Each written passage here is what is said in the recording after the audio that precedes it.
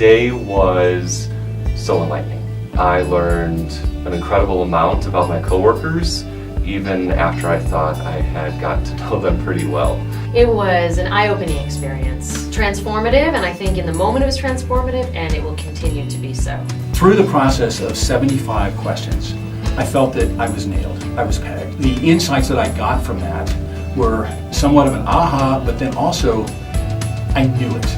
My biggest takeaway is that it takes all of it. It takes both our strengths and our shadows in each person as well as in a team. It really gave me a new perspective of how we think and how we process. What can we do to work together and how can we continue to move forward? I think my main insight was being able to understand that I am needed. The fear of not being needed is strong, and being able to look at that in the face and say, I am needed, I'm allowed to be needed, let's move forward with that.